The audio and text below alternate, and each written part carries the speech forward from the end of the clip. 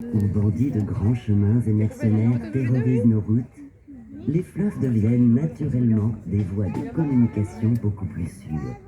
Les riverains de la Loire en prennent conscience, s'organisent, et de génération en génération, le transport de marchandises devient une seconde nature.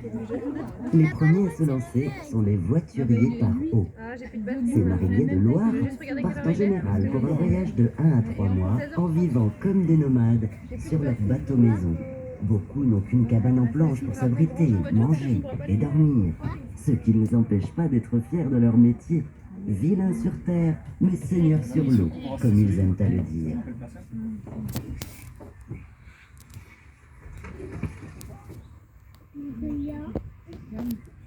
À cette époque, en Anjou, 223 bateaux officiels naviguent sur la Loire.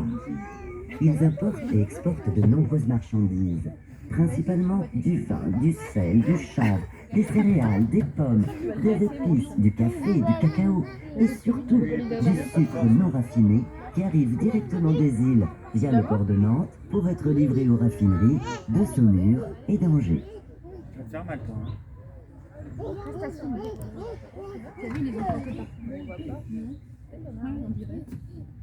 Leur cargaison comporte également de l'ardoise et du tuffeau. L'ardoise est produite de Trélazé à Segré, le tuffeau à Saumur. Ils sont utilisés pour édifier les demeures royales et seigneuriales de la vallée de la Loire, ainsi que le château de Versailles. À Angers, le château du roi René que vous pouvez admirer sur votre droite en est un bel exemple. Construit au XIIIe siècle, il est composé de 17 tours, toutes érigées avec une alternance d'ardoise et de tuffeau d'Anjou.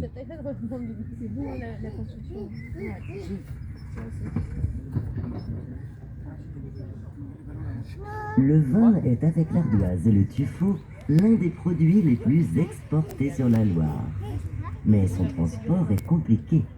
Il s'évapore, craint la chaleur, et le gel abîme les fûts. Certains médisants accusent même les mariniers de boire une partie de la cargaison. Il est vrai que leurs contrats leur permettent de s'y abreuver, mais à chacun d'y faire son calcul, car le prix au final n'est payé que sur les tonneaux pleins à l'arrivée.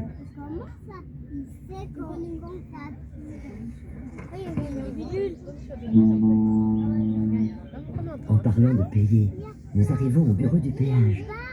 Profitons de l'absence du douanier pour passer discrètement. Et oui, sur la Loire, les péages sont très fréquents. Les droits de douane d'Ingrande, la porte de l'Anjou, sont d'ailleurs si élevés qu'ils rendent impossible le transport des vins bon marché. C'est l'une des raisons qui poussera les Angevins à produire des vins d'excellence.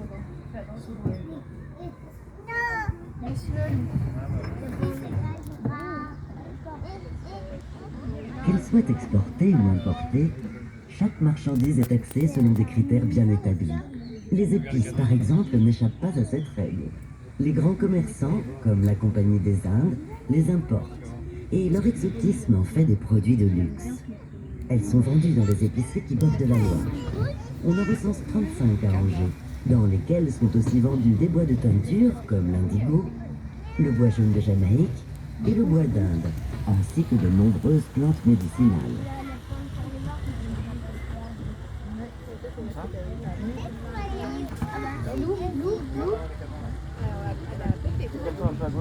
Parmi tous ces produits exotiques, de nombreuses plantes à fleurs d'origine asiatique sont aussi du voyage. La rose en fait partie.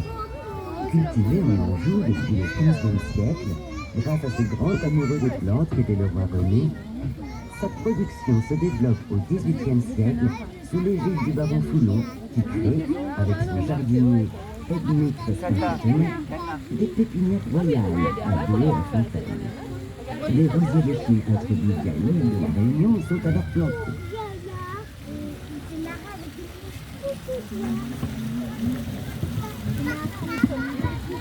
En 1771, Philibert Commerson, naturaliste français, participant à l'expédition de Grenville, découvre sur ce même petit île une magnifique plante à laquelle il donne le nom d'hortensia. Introduite quelques années plus tard en Anjou, elle y trouve alors une terre et un climat propice à sa culture. Sa réputation est telle que les colporteurs floristes de Loisain viennent s'approvisionner de jeunes plants depuis les Alpes, afin de les vendre partout en Europe.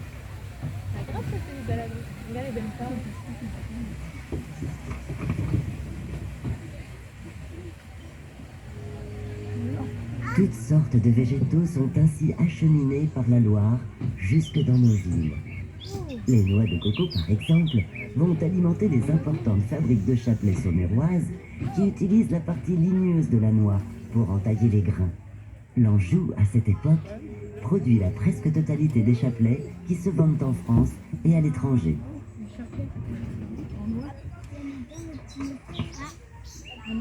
Si de nombreux produits remontent la Loire, d'autres la descendent. Le chanvre est de cela. Cultivé dans les régions de Beaufort-en-Vallée, Chalonne et Montjean, il est alors utilisé pour la fabrication des vêtements, des draps ou bien encore des célèbres mouchoirs de Cholet. Il sert aussi à la confection des cordages et des voiles. Deux grandes manufactures de toiles à voiles sont ainsi créées à Beaufort et à Angers. Elles fournissent, via le fleuve, les arsenaux militaires de Rochefort et de Brest. T'as vu la chèvre là-bas? Parmi les végétaux les plus cultivés en Anjou, n'oublions pas les céréales, et plus particulièrement le blé. Alors très convoité, il est souvent exporté clandestinement.